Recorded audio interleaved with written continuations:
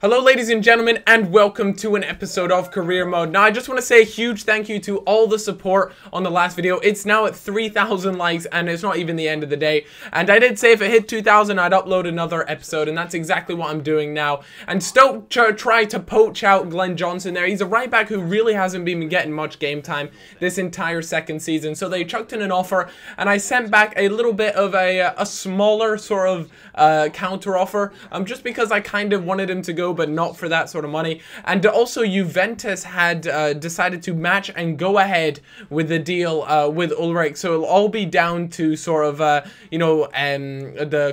personal contracts, that sort of thing. So we're waiting on that to happen. Also guys, if you don't remember, I sent off a bid for, I think I sent over 15.5 million for Pato. Now I know that was going to be way too much, and I kind of expected them to come back with quite a hefty price tag on him, and it was actually 25 million. And in honesty, I kind of expected that sort of number around there, because he is a quality player. He is 85 rated and he's only age 24 and he's got a lot left in the tank. So for that reason, you know, I kind of expected that, and I actually sent back the 25 million because I was really interested in that. But after I asked, you know, do you guys think Alexander Pato would be a good replacement for Aubameyang? A lot of people gave me shouts for a player called Jovetic. If you guys don't know who Jovetic is, he plays for Fiorentina at the moment, or well, that's what he does at the beginning of the season. And in my career mode, he still plays for Fiorentina, sorry.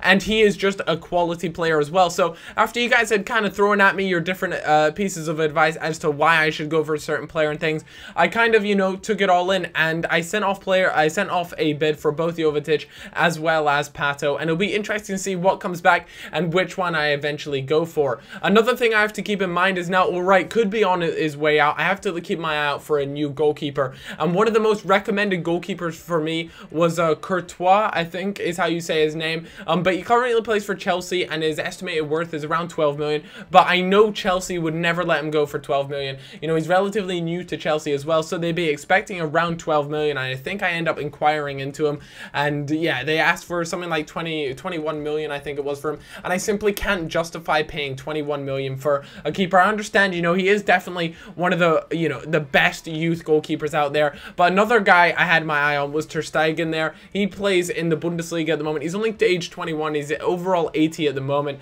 and I can't remember, I for some reason I get the feeling I've signed him previously back at QPR, but I'm not too sure about that, because I remember I ended up going for Lloris anyways. But like I was saying, Ter Stegen is a wonderful keeper. He's really young. He looks to progress really well, and it's someone that a lot of you guys have actually recommended to me. So for that reason, I want to thank you guys for that, because I did actually end up going out and sending out a bid for that. And the same with Courtois as well. I sent out 15 million because that was really the sort of maximum I was willing to spend on a keeper. I understand he is going to develop into a fantastic player, but at the moment I just can't justify paying that sort of money. Our wage budget at the moment as well is around 178,000, so we got plenty of room to wiggle around in with the wage budget. Another player that you guys all screenshotted me was Manon there. He's the Arsenal keeper, and I believe it was that guy that you guys were linking me. If it's a different Manon or just to whoever it was, then I do apologize, but that's the one I sort of gathered him as, and he really didn't impress me at all. You know, I didn't see that many stats that sort of caught my eye or anything,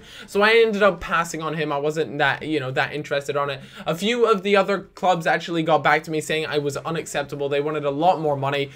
Fortunately, my Ter Stegen bid was accepted. They decided to give me the A-OK for that. My Chelsea bid for Courtois wasn't good enough. So those two things kind of really speak for themselves. Like I said, my maximum was really around the 15 million marker. There it goes. They wanted 20.5 million, and that is just not going to be coming out of my bank account anytime soon for a goalkeeper, especially considering Ulrich, who's been a really good and consistent player, went for like around 6 million, I think. So, or he hasn't gone yet, but he's still organizing and discussing personal terms with Juventus. So that'll be interesting to see what happens with that. And I kind of, part of me is hoping that he goes. I know that might sound a bit harsh, because I do want some fresh blood in the team. And a bid comes in from Bayern Munich for Raheem Sterling. That's the biggest bid I've had for him, for 15.5 million. But for me, you know, 15.5 is good, but look at him. He's age 19 and he's already overall 80. He has so much more left in him. For me, I just can't justify giving him away for 15.5 million. So I countered offered with 21.5, which in honesty I thought was actually pretty low anyways, because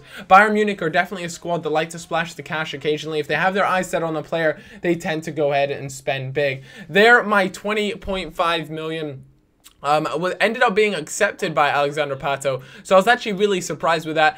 His wage is actually rather substantial though. They wanted 100,000 for him on a 3-year contract. That is a lot of money per week for one player on your team, you know, considering I have Sturridge, who I believe is around 50,000 a week or something like that, maybe 60,000 now. It wouldn't surprise me if he actually goes ahead and asks for a little increase in his pay, you know, his weekly pay, because he has been playing so well and he's been such a key part of the team. But like I said, guys, I do listen to you guys, and I listen to you guys a lot, and one of those things was you wanted to see Jovetic, you wanted to, at least for me, to chuck in a bid and just experiment and just have a looks and see what it's all about. So I did. I chucked in a bid for him, but I had a game against Man City, and as you guys know, I'm currently 1 striker down, so my 2 strikers for this game were gonna be Sturridge and Borini as well. Borini is a solid striker, but I just don't feel as though he's gonna be the one to carry this team to victory, or to carry this team to any sort of Champions League success. So that's why I was on the lookout for another striker. But Man City were playing well. They definitely had the early dominance. They were taking more shots than me. They were getting more on target, and just in general, they were a little bit more impressive than me. As much as that hurts to say, that is the absolute truth. And Ogbonna and Agar are just making for an unstoppable centre-back force. They are literally doing so well. Fortunately for me, I almost want to say, you know, this was the only way I was ever going to score as it was, because they were just all over me. I managed to somehow get a penalty, and what I've noticed recently is in career mode, the keeper seems to be staying down the middle a whole lot more than he used to in FIFA 12 and even FIFA 11 offline mode. So that's something you guys might want to keep an eye on. For me personally, online, 9 out of 10 times I will go down the middle and I'll put it just above the keeper's head. But in offline, I very rarely go down the middle now, just because the amount of times the keepers have just stayed still and just waited down the middle is just unreal. So I don't know whether that's something FIFA have kind of changed, you know, for their own keepers, but for me, I just don't go down the middle anymore. It's just not worth the risk whatsoever. As cool as it might look, and as often as it might work for you guys on the online game modes, offline, for some reason these days, it's just not working out so well for me. But the game against Man City continued to go on. There were no goals. A great effort there from the bicycle kick. Unfortunately, it wasn't meant to be. That would have just been an amazing goal if that bicy went in.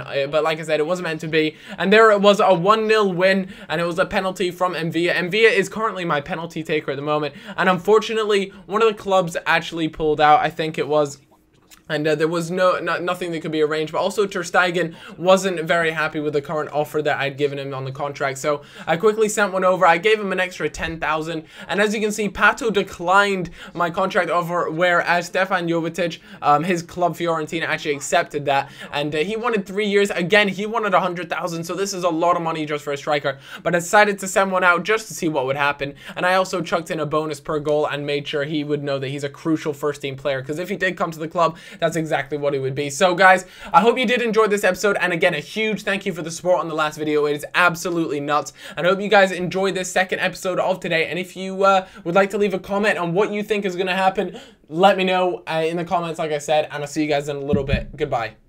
Fuck Tobias Gaming.